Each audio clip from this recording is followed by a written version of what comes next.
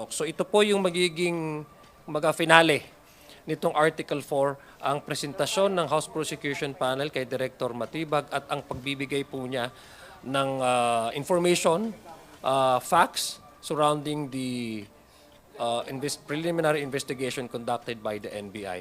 So inaasahan po natin bukas ay maririnig po natin ang testimonya ni NBI Director Matibag. Jay? Morning, everyone. Thank you for joining us today. So, as you would recall also, during the last hearing last week, no, last Wednesday, the parties engaged in oral arguments to advance their respective positions with respect to the prosecution's request for the issuance of subpoena to compel the presentation, or the submission of the various financial documents of the Vice President and her husband, as well as their financial interest. This includes their BIR filings, the AMLAC records, and bank records. So, as you know, during last week's hearing, the parties, after they presented their oral arguments and their rebuttals, the impeachment court decided to continue the oral arguments today to allow the senator judges to ask questions to either of the parties. With respect to this matter, we just want to emphasize the importance of today's proceedings. Unang-una ho, gusto namin klaruhin, ang hinihingi ho namin dito ay presentasyon pa lang ho nitong mga official records na to. Wala pa hong mangyayaring paghahatol dito, at hindi pa rin ho ito pagtanggap ng ebidensya. Ito pa lang ho ay para mabigyan ng pagkakataon na mapresenta itong mga dokumento na to at masuri ng magkabilang panig. As we've emphasized before, these financial documents are very important, particularly with respect to the articles of impeachment on unexplained wealth, or the Article 2. Dahil sa pamamagitan ng mga dokumentong ito, dito ho natin makikita yung complete financial standing ng Vice Presidente.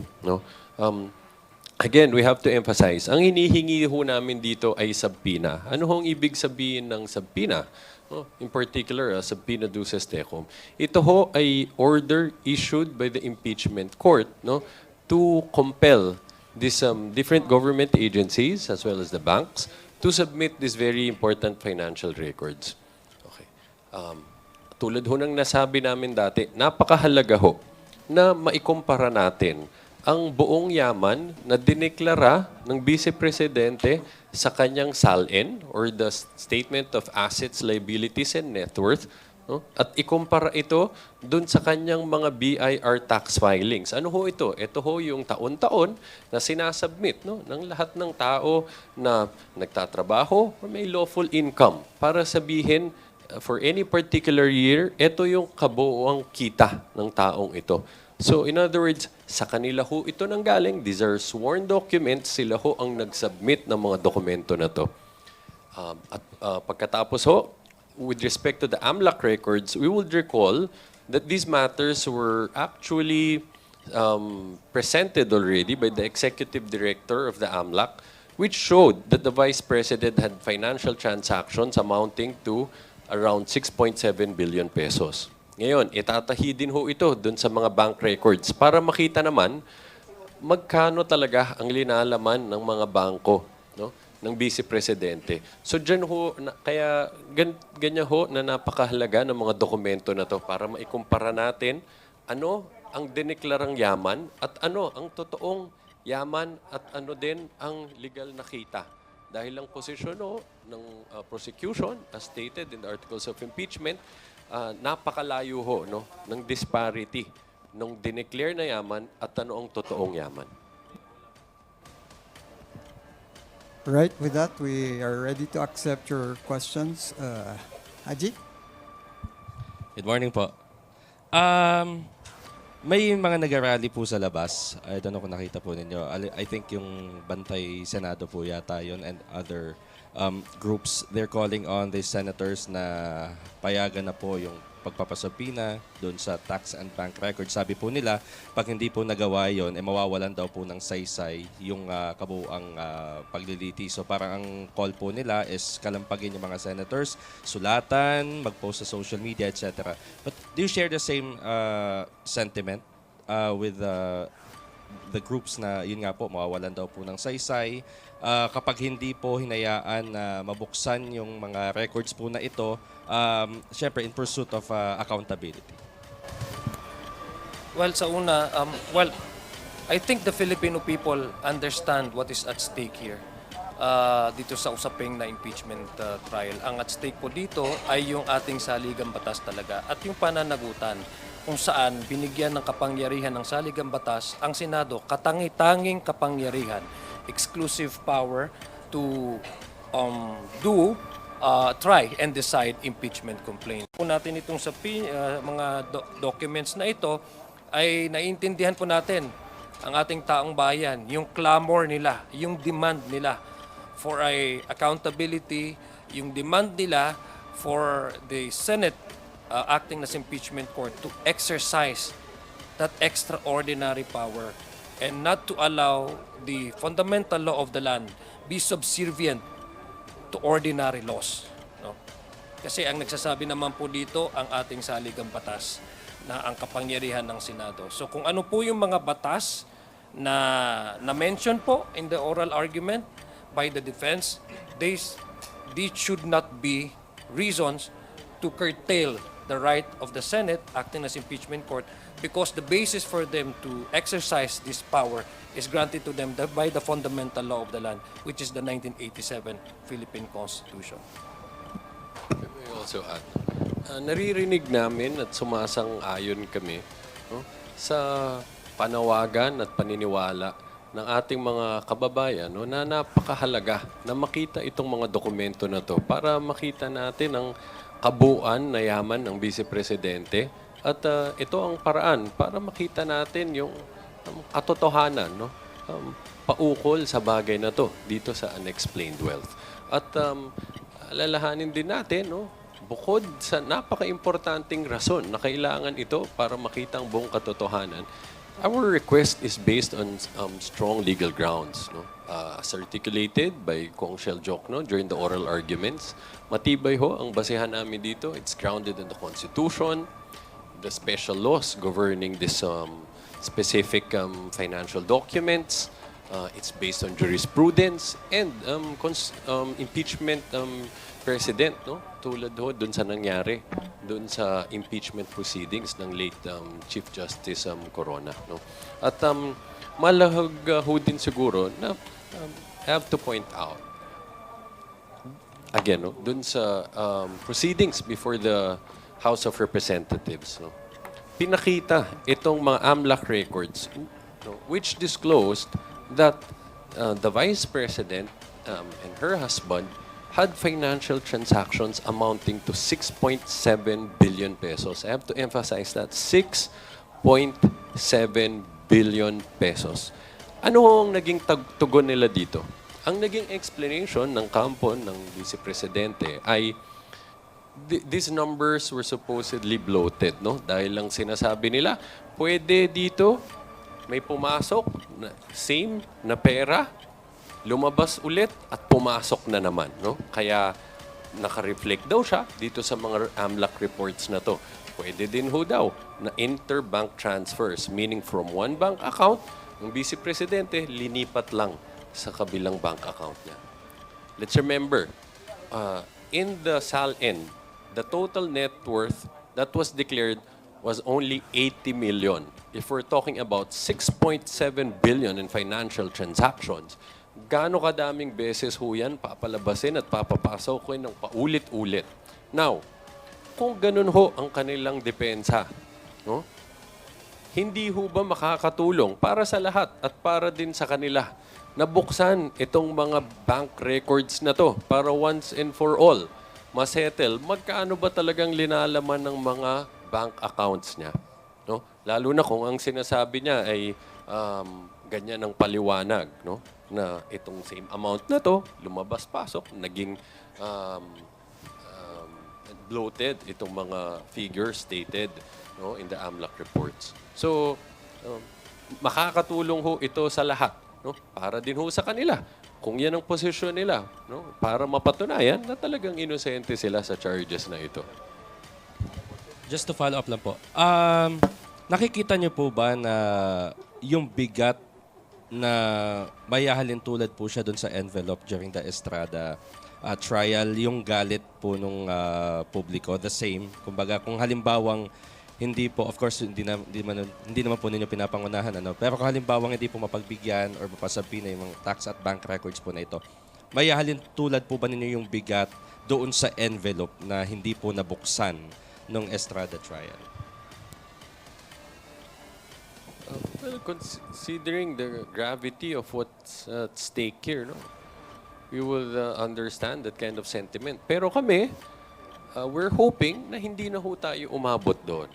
Totally, napakaliwanag naman, no, ng basehan kung bakit dapat buksan ito. No? Ito ay nakapaloob sa Constitution. No? Pati ho, itong mga special laws governing these financial transactions, pinapayagan din ho ang disclosure niyan. Jurisprudence supports it. And as I've stated, pati ho doon sa nakaraan na impeachment proceedings, pinayagan ho ito. So, nananalig ho kami na hindi na ho tayo umabot sa ganong punto. No? At our request will be granted based on those strong legal basis. Ano? Ang gusto lang naman ng taong bayan, very simple, katotohanan. No? I think they deserve that na may bigay na sa atin, may bigay na natin sa kanila ang katotohanan. Kasi unang-una, pag yung nangyari kasi, you try to reference that with the Estrada impeachment court, feeling nila na doble yung betrayal sa kanila. I think the people now realize that na ang deserve lang talaga nilang malaman, not necessarily to convict the respondent, but to know the truth, no? Even if you try to analyze it on both ways, may karapatan din. Even yung mga supporters po ng respondent, Vice President Duterte, may karapatan din po sila malaman kung yung sinusuportahan ba nila ay totoo na wala siyang hinahide o tinatago na yaman. So very simple po ang ating panawagan ng ating taong bayan. Katotohanan at huwag supilin ang katotohanan. Last na lang po talaga. Over the weekend, may mga sinasabi po si Senator Judge Alan Peter Cayetano with regards to NBI Director Melvin Matibag. Yung latest nga po, tinawag pa niya minion, etc. Do you expect po na pagsalang po niya bukas, hindi po ba mapepersonal na atake? I mean, hindi po ba mapepersonal si NBI Director Matibag instead of focusing on the kung ano po yung kanyang ite-testify on the grave threats? Thank you po. What we would expect is Director Matibag to respond to the question by both panels. We would expect him to inform the court or appraise the court based on the knowledge that he has surrounding the preliminary investigation. So, yun po yung ine-expect natin. In fact, hindi lang ho ine-expect, yun po yung ipapakita natin sa taong bayan at ipapresenta sa korte. Now, kung ano man po yung mga other issues, I don't think it should that the House Prosecution Panel also should intervene in matters that are internal between and among individuals. Yes, as stated by Kong Adjong, we will leave it to the presiding officer to determine what questions that may be posed by the senator judges will be considered to be appropriate and relevant to the matter at hand. No? But again, insofar as we're concerned for the prosecution, we remain focused on making sure that NBI Director Matibag will be able to share all material facts, no, with respect to the topic at hand, no, which is in dun sa grave threat. So he will be sharing the important investigation conducted by the NBI in relation to this matter.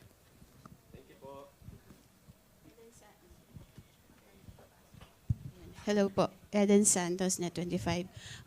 Follow up din po dun sa kay Director Matibag. Muli po kasing kumakalat ngayon sa SOCMED yung audio convo niya dun sa isang media personality na pinagmumura po niya at pinagbantaan na papatayin.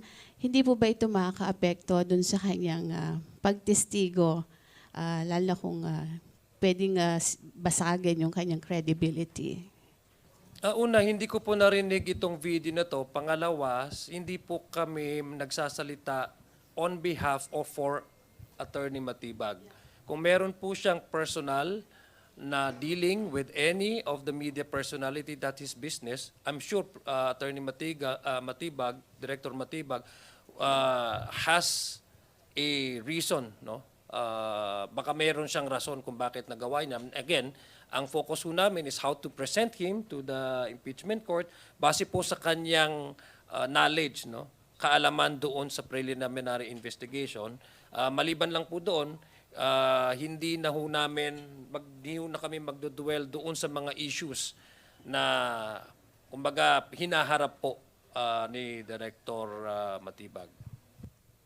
At the end of the day, importante ho dito, tignan natin itong mga peripheral issues na to. May kinalaman ba siya sa magiging paksa ng kanyang testimonya? No? Which is, ano ang investigasyon na ginawa ng NBI paukol dun sa mga pag-amin ng Vice Presidente na meron siyang naging kasunduan sa isang mamamatay tao na patay ng Presidente. Now, kung yung mga issues na yan, although we don't have personal knowledge about them, wala akong kinalaman yan, hindi namin nakikita kung paano ito makakaapekto sa kanyang testimonya. Kasi po yung defense posibleng maging isang way yun para basagin or tibagin yung credibility ni Director Matibag. And that is their prerogative. They can try to do that, no? But at the end of the day, ang titignan natin at susuriin natin mabuti dito, ano yung ebidensya na ilalatag niya dito, no? All other matters are just noise if they have nothing to do with respect to the investigation that he conducted. So yun ho ang suriin natin, yung ebidensyang ilalapag niya kapag siya ay nagtestigo bukas.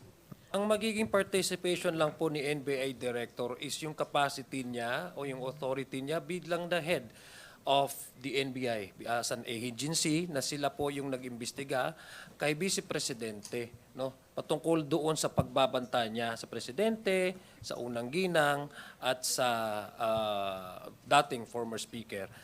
Hindi ho magtatanong ang House Prosecution Panel o iprepresenta si Director Matibag base po doon sa mga other na engagement niya with other individuals, no? Kung yun po yung gagawin, sabi nga po ni Attorney J, meron din namang strategy ang depensa. Pero ako, naniniwala ako na ang impeachment court, dahil meron silang Senate rules on impeachment, alam po ng mga nakaupong huwis kung ano yung mga paglatag ng tanong, ano yung mga relevant na tanong, ano yung mga hindi relevant na tanong.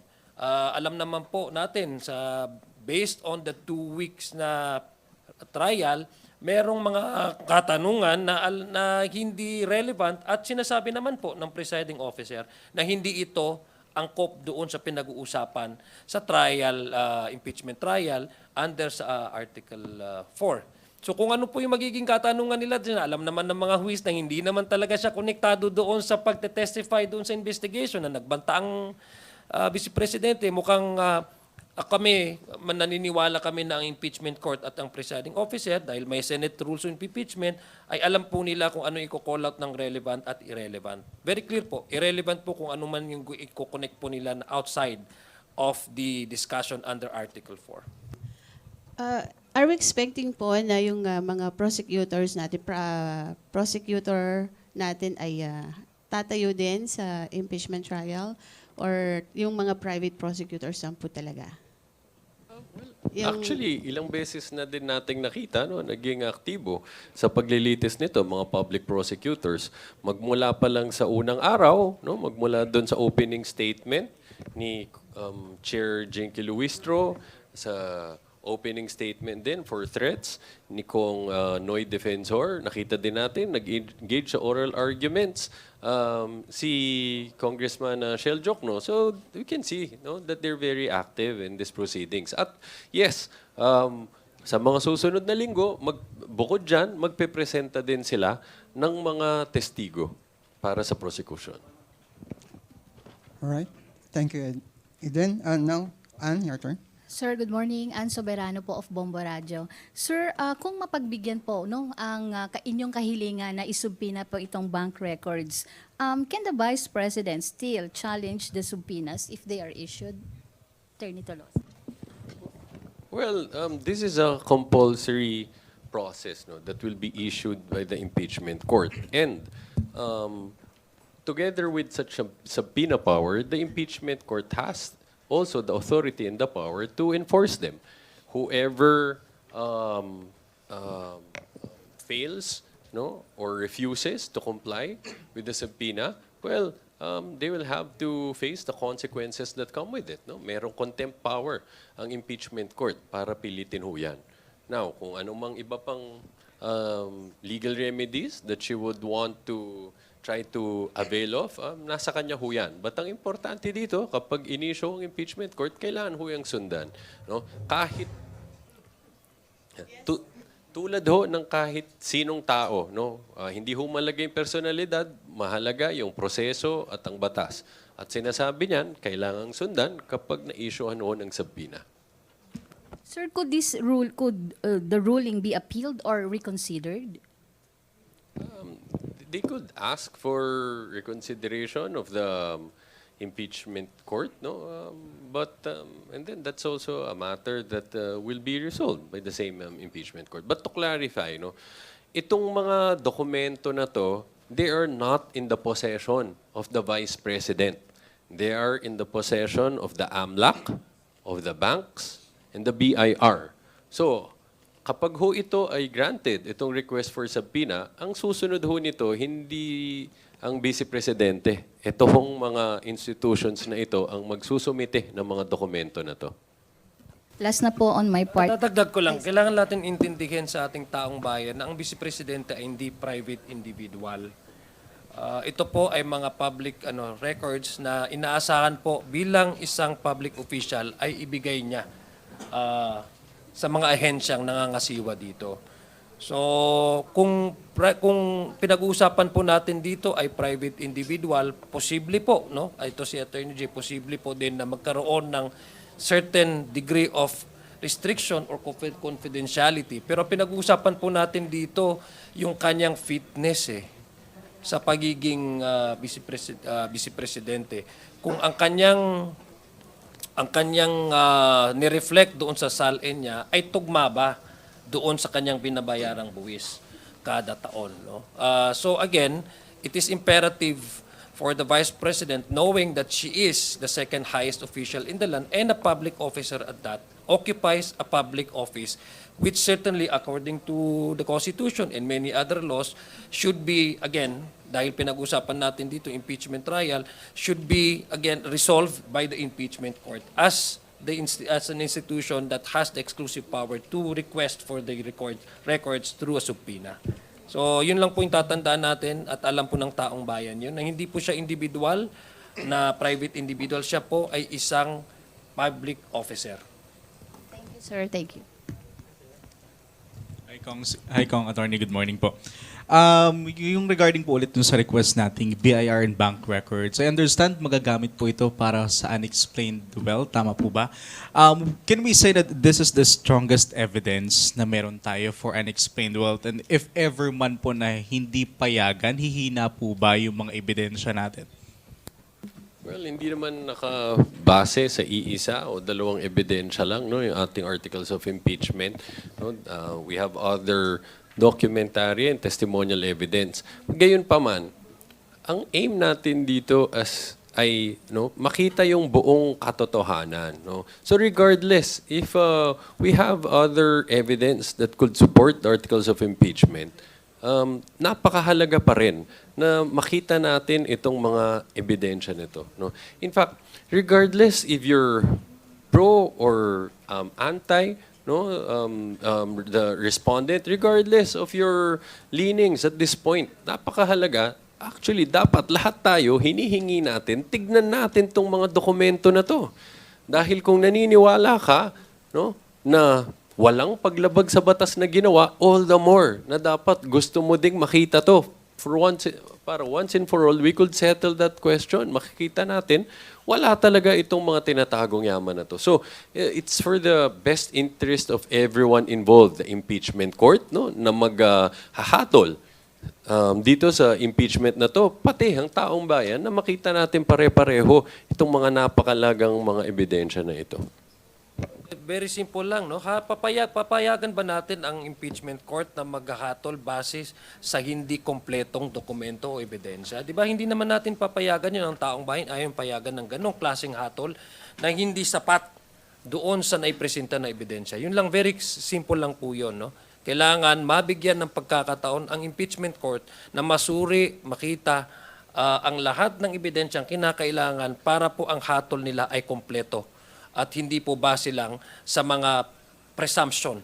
What if meron din palang ganitong klaseng dokumento na hindi natin nakita? What we do not want is to curtail the right of the impeachment court and also to probably preclude them from even arriving into a very partial, fair judgment. No? Hindi ho ito in favor of the prosecution. It can also be favor to the defense. It's not even a question of culpability. It's not even a question of conviction. It is a question whether the people really deserve to know the truth, the whole truth, and nothing but the truth. So the only way for the people to know that is for the court to also have access and obtain these documents. Important for them to arrive in a fair, impartial judgment.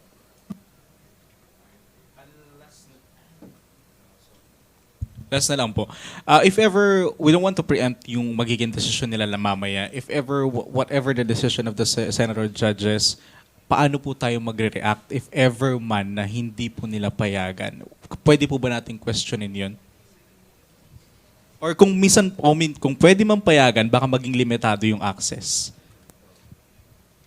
Well, of course, there are legal remedies that will be available to us. Ano? Pero, as you've mentioned, ayaw naming pangunahan yan dahil para sa amin, we don't see any reason why the request for the issuance of subpoena will not be granted.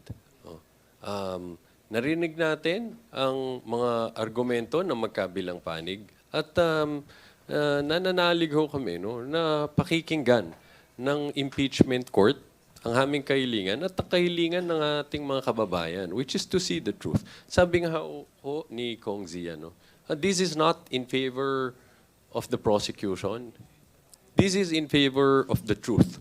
So lahat ho ng gustong makakita ng buong katotohanan, paukol sa bagay na to, sa yaman ng Vice Presidente, iisa lang ho dapat ang gusto natin, which is to see these documents.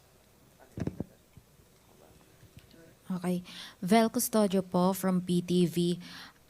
Sa matatandaan po na nung during the impeachment of Renato Corona noong 2012, yung mga ilang senador ay bumoto to open the financial records ni dating Chief Justice. And ilan nga po sa mga senador dito, sina Senator Alan Peter Cayetano and the rest of the senator who are also present dito. So, are we still expecting na they will keep their track records despite nga po nung differences in terms of political side?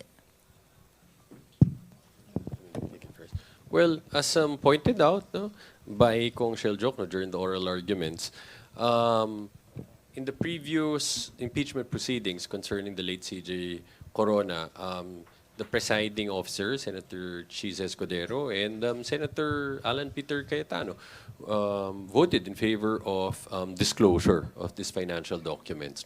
And if I remember correctly, we heard Senator Cayetano gave a comment saying, so I guess you already know how he will rule on the same topic. So, but again, siyempre, hindi natin sila pangungunahan kung anong magiging pagpapasya nila sa bagay na to. But of course, we're very much hopeful that they'll remain consistent with respect to this issue, which is that they're in favor of disclosure.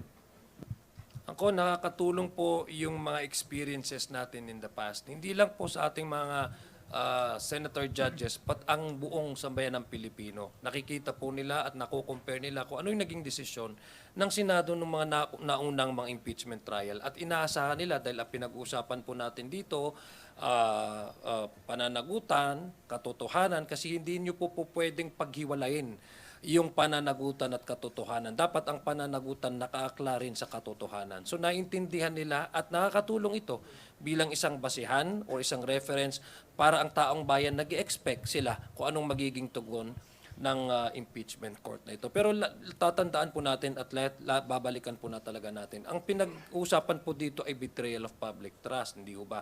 So ang pinag-uusapan po natin, yung opisina po, kung katanggap-tanggap ba, yung opisina na yon na nag-occupy ng office na yon ay hindi burong katotohanan ang kanyang dinideklara sa kanyang lawful or legal income. Pinag-uusapan po natin dito dahil ang kanyang opisina ay niloklok siya ng taong bayan dyan, ang kanyang opisina ay pag-aaring ng taong bayan. Kaya nga po may principle tayo sa Constitution, betrayal public office is a public trust. Very clear po yung presentasyon ng House Prosecution Panel.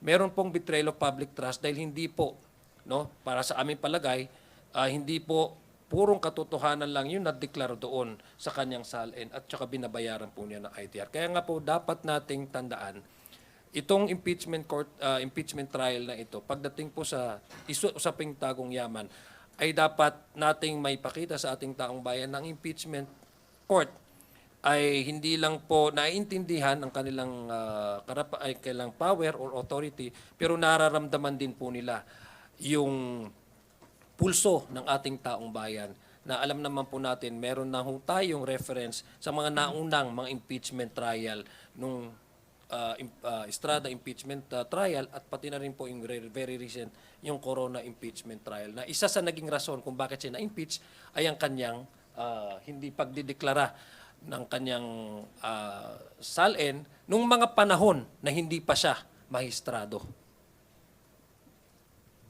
Any follow-up? Okay. Kindly pass the mic to Rosalie. Now let's hear Rosalie's question. Good morning po, sirs. Are you expecting po the Senate Impeachment Court to grant your request to subpoena the tax records of the Vice President?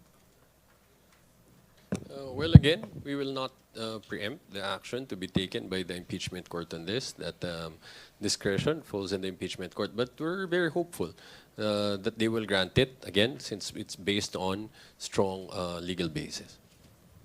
We do not speculate, but we are optimistic that the Senate will grant the request of the House Prosecution Panel, as again explained earlier, referencing to the previous Corona trial.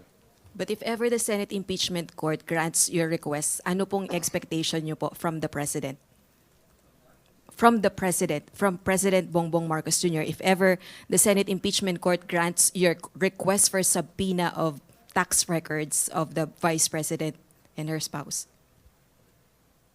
Well, again, let's wait for the impeachment court's ruling on this because it's possible that the impeachment court will sustain the prosecution's position that there's even no need for the president's consent. Why? Because the Constitution trumps special laws. No? Dahil ang unang posisyon ho namin dito, mas supreme, ang Constitution natin, which grants the impeachment court the sole authority to decide and try impeachment proceedings. Kasama ho dito sa kapangyarihan nila na litisin ang impeachment proceedings ay mag-issue ng subpoena. So, again, this is the highest form of accountability mechanism in the Constitution. So, ang paniniwala namin dito, mas mataas ito dun sa provisions ng National Internal Revenue Code. So, para makita ang buong katotohanan, merong karapatan at kapangyarihan ang Senate sitting as an impeachment court para i-compel ang BIR na ipresenta ang mga dokumento na ito. No? So, hintayin ho natin kung anong magiging pagpapasya ng impeachment court. It's also possible na sasabihin din ng impeachment court na tulad ng nangyari doon sa nakaraang impeachment proceeding na kinakailangang i-require ng BIR commissioner ang BI commissioner na mag-request ng consent ng presidente. But again, ayaw ho nating pangunahan kung ano magiging pagpapasya ng impeachment court dito. Pero you don't see the president disapproving, if ever, yun pong request, if ever po, ng BIR commissioner? I think what Attorney Jay has sufficiently explained to us is that, number one, the impeachment court having to exercise a very extraordinary power. This is actually a constitutional directive to the impeachment court to exercise. We feel that it will no longer be required for the president, again, for the president to intervene in this matter, because that already sufficient for the BIR to release this ITR by virtue of a subpoena power that will be issued by the impeachment court. No? So yun lang po yung position na we don't want to speculate on matters that what would happen or matters that are still pending, because pending na pa rin po ang aming request for subpoena. So baka, Ross, baka pagdating ng panahon, baka si Yusek Castro ang magbigay sa'yo ng kasagutan. But in the meantime, we are focused on the request of a subpoena, which is still pending, and we will expect that oral argument will continue today. Another topic po. We know naman po, we are aware of the rising tensions between certain senator judges, for example po, Senator Alan Peter Cayetano, Senator Ping Lacson, and Senator Erwin Tulfo. Do you see these developments affecting the trial or madadivert ang attention ng public dun po sa tension na yon kesa po dito sa impeachment trial? Is that a cause for concern?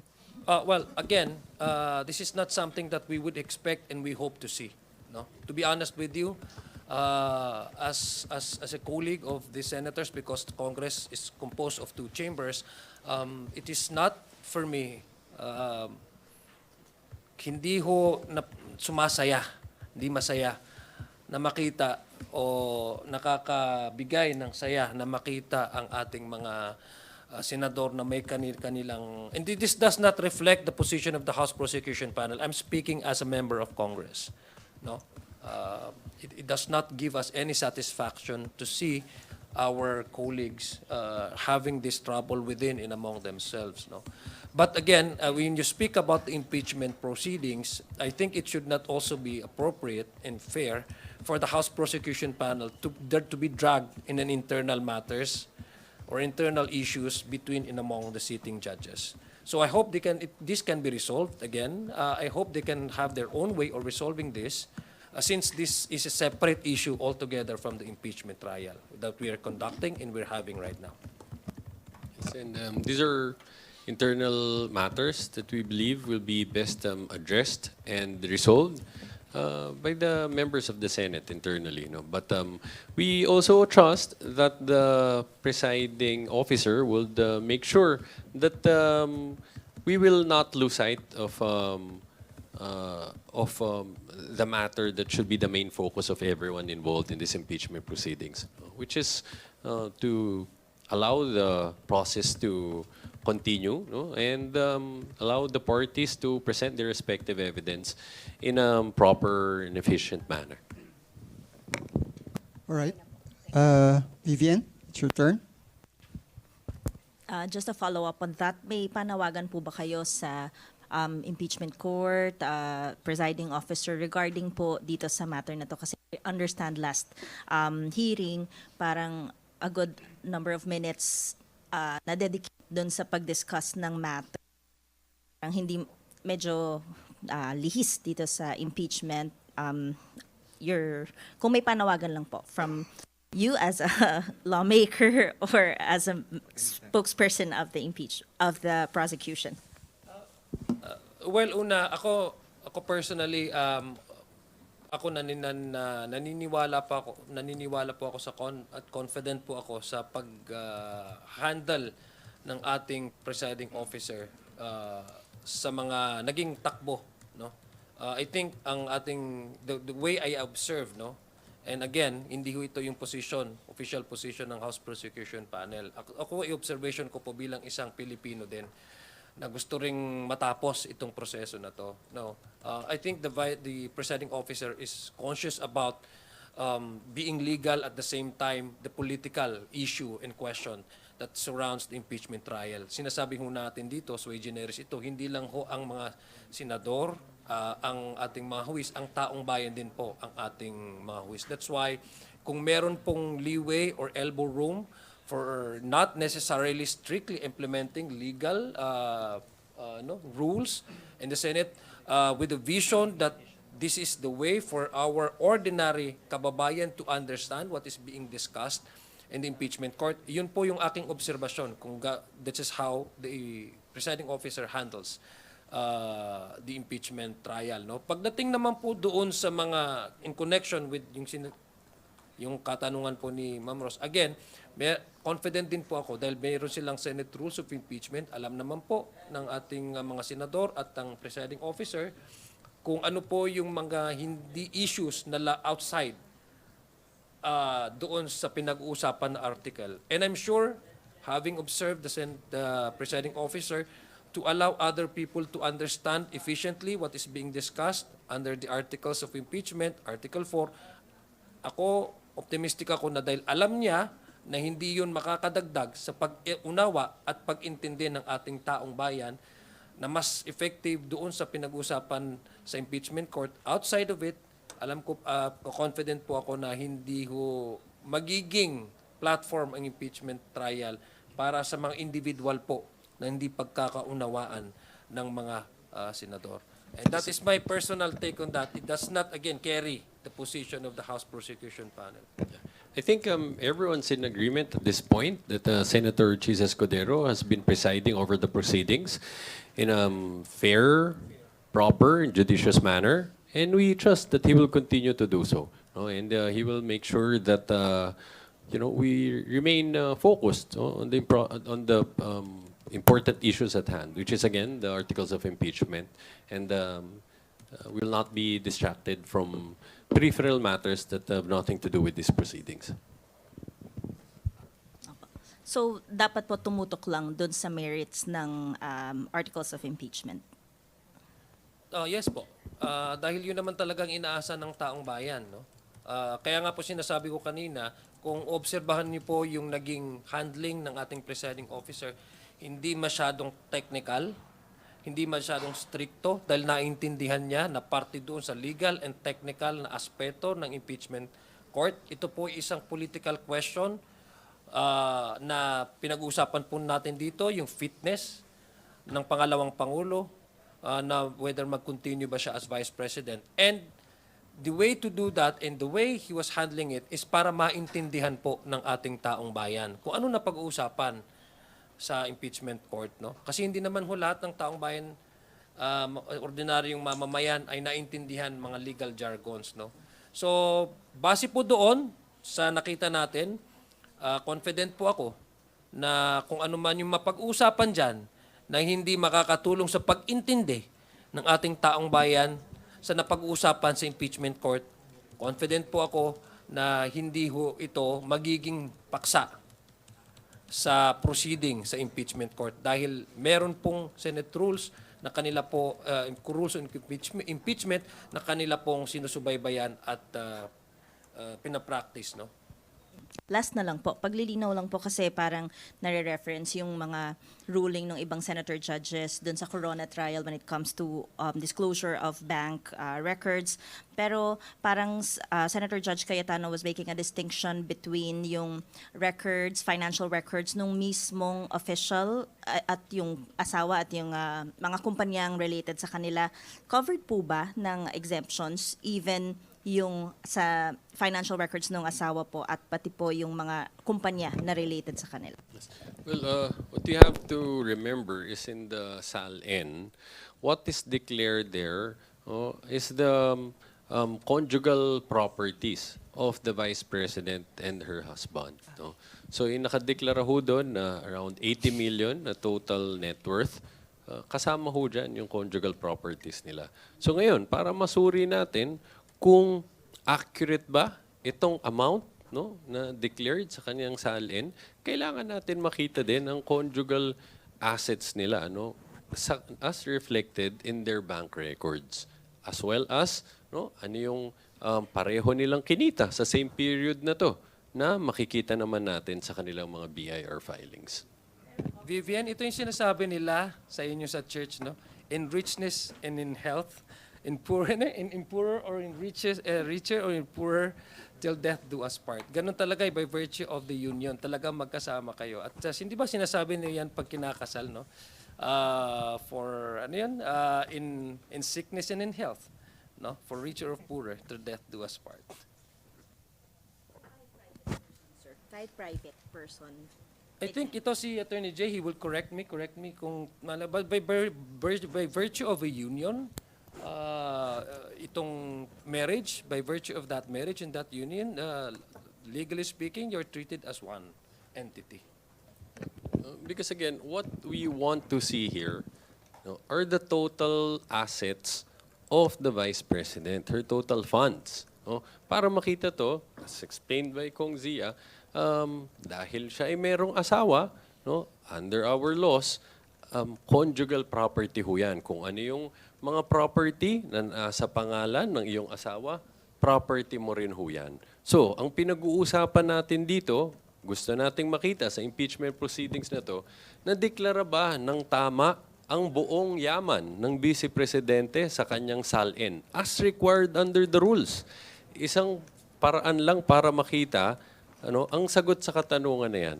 Kailangan natin makita ang buong yaman niya. So, kailangan natin makita anong yaman na nakapangalan sa kanya at ano din ang nakapangalan sa kanyang asawa. Dahil yan, again, as I mentioned, kasama yan sa kanyang kabuong yaman. Hello po, Lance from Newswatch Plus. Yung mga nagrarally po sa labas, yung ilan sa mga sinasabi po nila ay yung iba daw pong senador ay obvious na may pinapanigan. So sa hanay po ng prosecution, do you see any actions from the senator judges na nagpakita na sila ng partiality during the proceedings? Kasi yung mga ilan sa ating mga kababayan, yun po yung nagiging puna nila, na yung ilang mga senador tila may dinedepensahan na. So do you believe in those observations as well?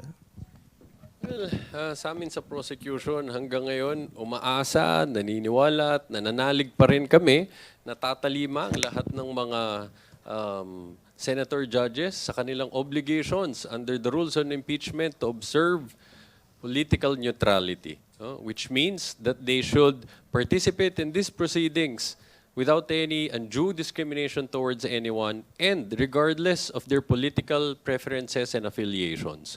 So, umaasa pa rin kami, nananalig kami na ang mga senator judges natin maghahatol, magpapasya, base pa rin sa ebidensya na ilalatag ng magkabilang panig sa paglilitis na ito. Pero sir, Dagdag ko lang. Yung neutrality na sinasabi ni Attorney Jay, hindi lang namin yan inaasahan. Base po yan sa Senate impeachment rules.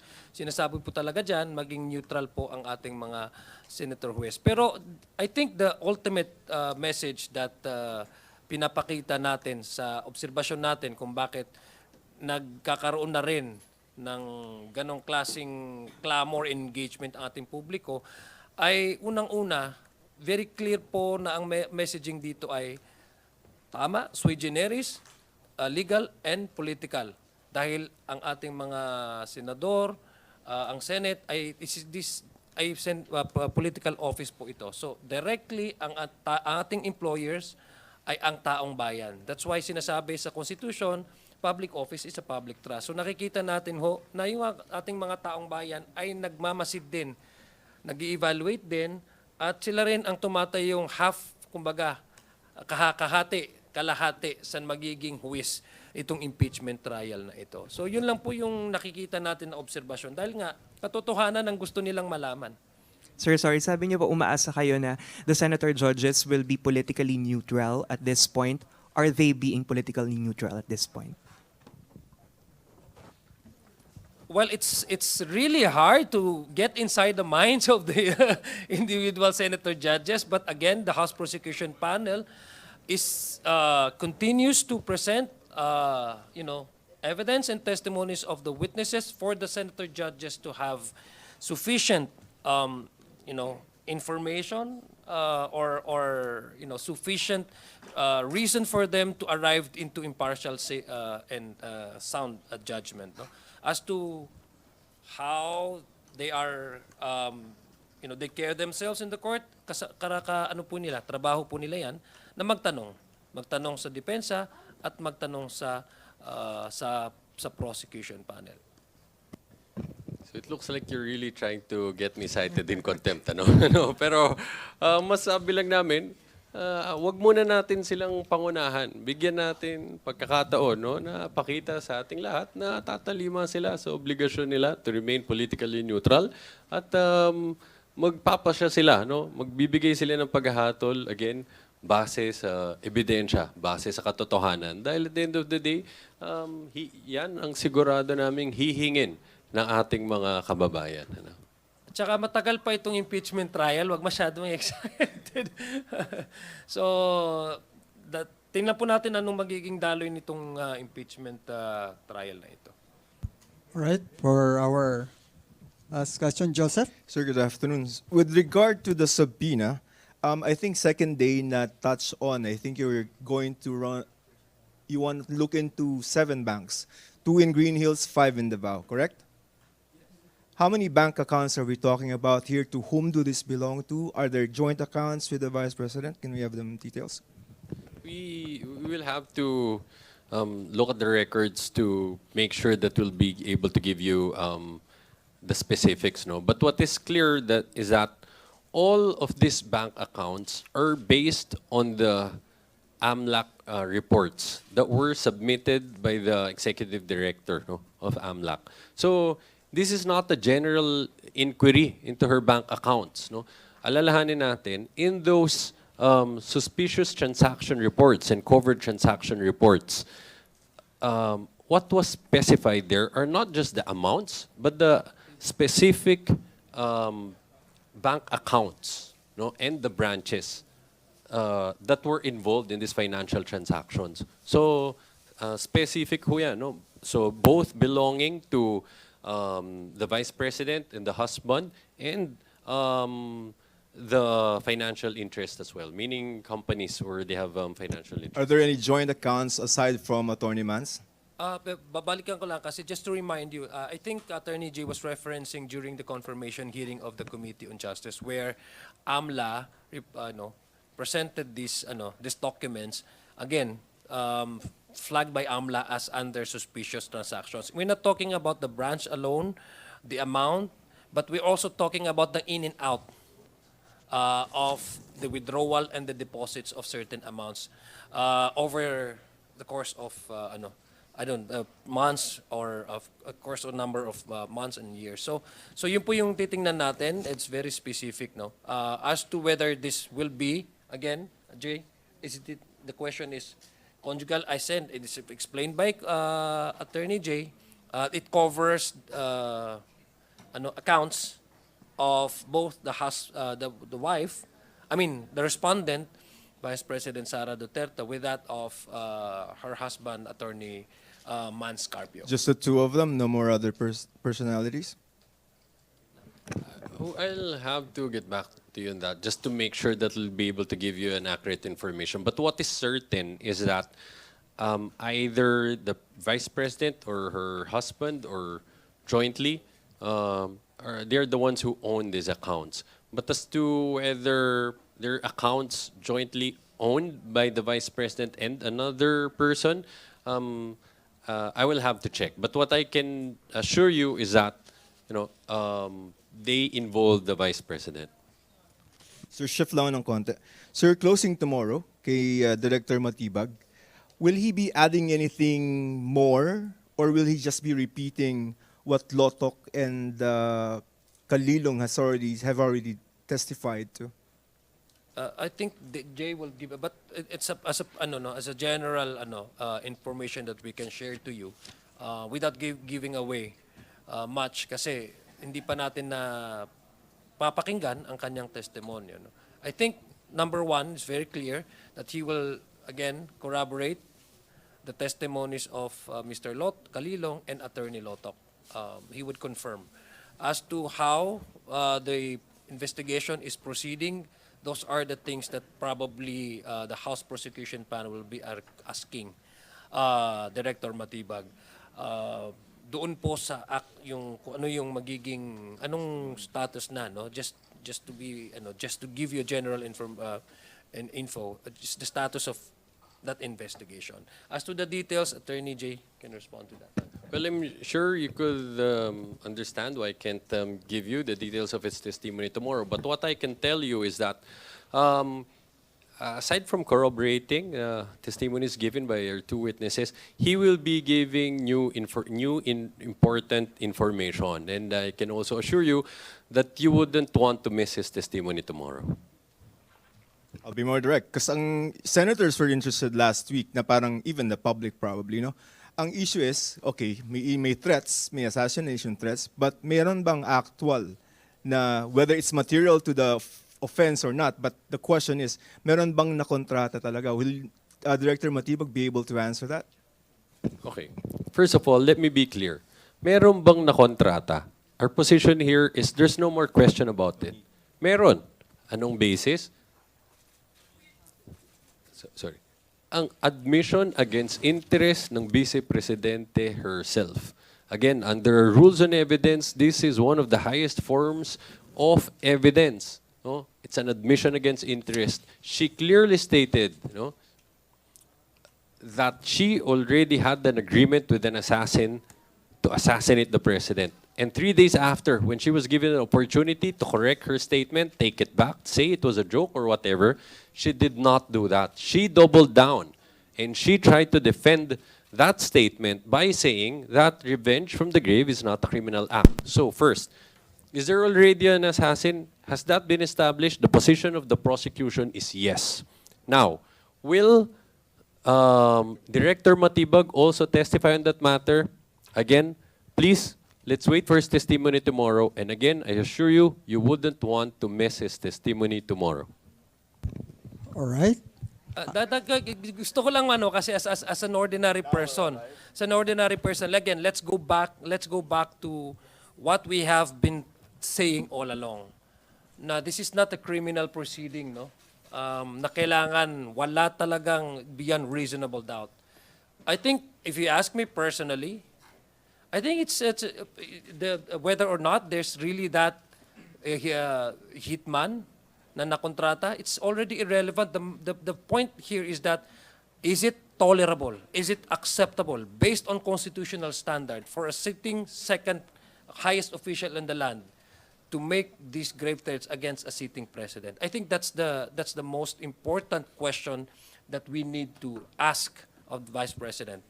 Hindi ho nila na-refute yun, totoo siyang nagbanta, whether or not meron kayong muka, may pangalan, may tao, that to me is irrelevant. The point is, this is a trial where we actually measure the fitness of the Vice President according to the Constitution. Tama ba?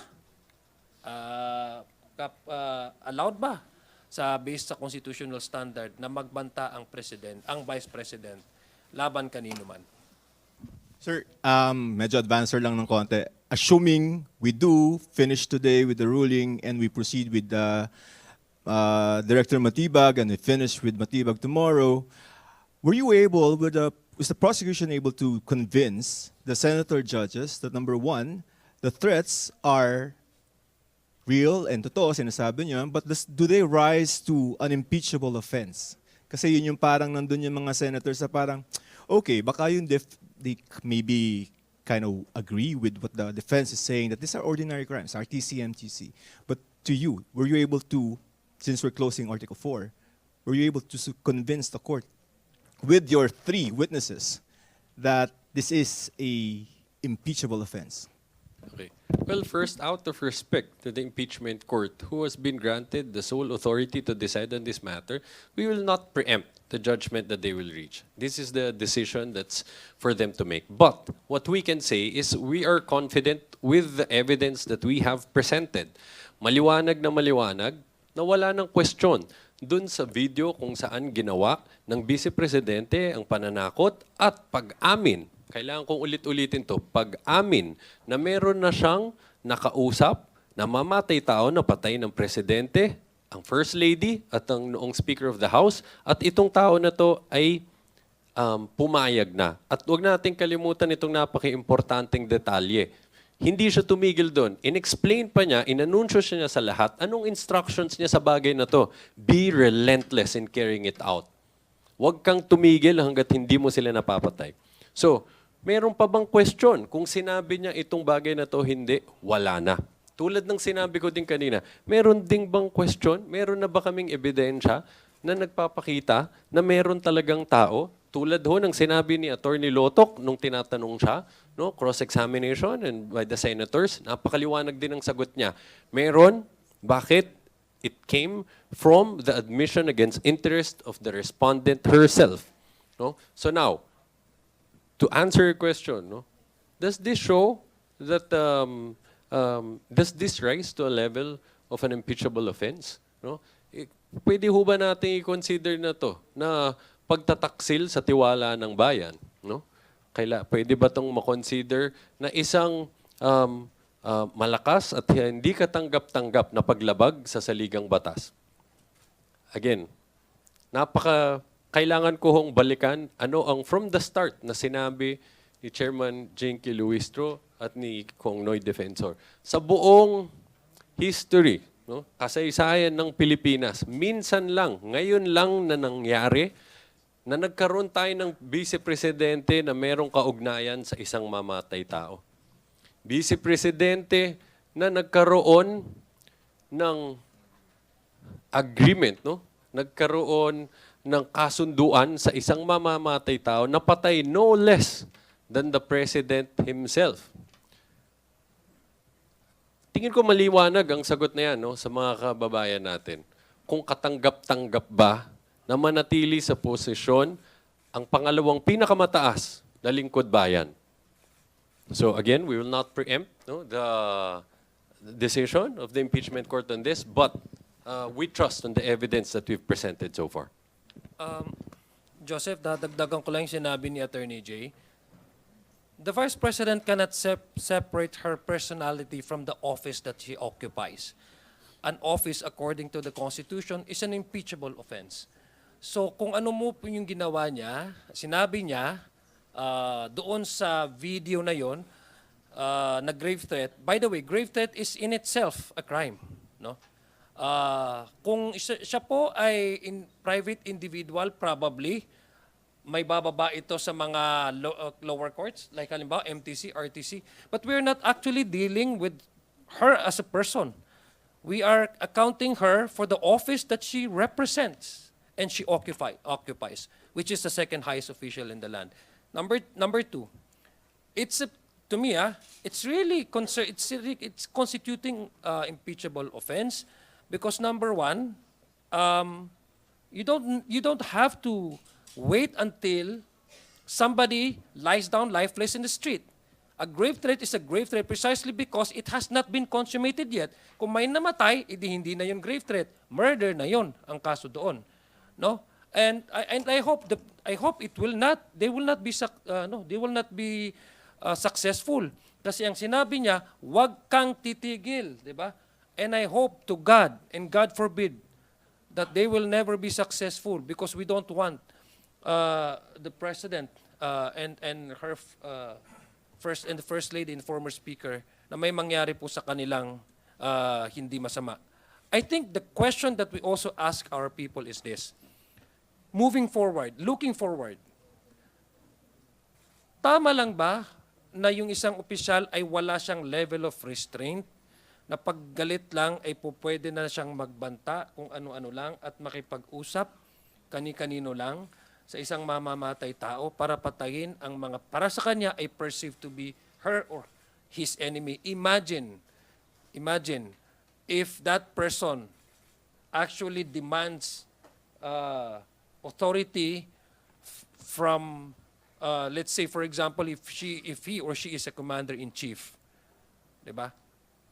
Na meron siyang access sa mga ganitong resources ng gobyerno, tapos pag magalit ay God forbid may mangyari sa mga hindi niya kasundo para sa kanya. So I think that's the ultimate question that we need to ask ourselves. Is this acceptable?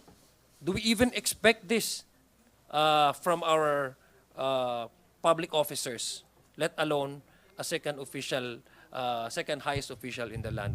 So, yun ang parati nating babalikan na tanong, tanong ng ating taong bayan. Ito ba ay katanggap-tanggap na pamamaraan kung paano i-express na isang halal publiko ang kanyang galit, na alam naman po natin na merong constitutional standard na sineset ng ating saligang batas, at meron din pong ang opisina na kanyang ino-occupy ay dinideklara na isang impeachable office. So always po natin 'yun binabalikan, at always po 'yun ang katanungan ng ating taong bayan. At yun po yung pinipresenta ng House Prosecution Panel sa impeachment court na ito. All right. On that note, taking from Kong, we should move on. So salamat po sa ating mga kaibigan sa media at sa ating mga panauhin ngayon, si Congressman si Alonto Diong, Attorney Benjamin J. Toloso Jr. At sa ating mga kaibigan na sumusubaybay, patuloy po nating tutukan ang mga kaganapan ngayong hapon, sama-sama tayong sumubaybay. Magandang tanghali sa inyong lahat.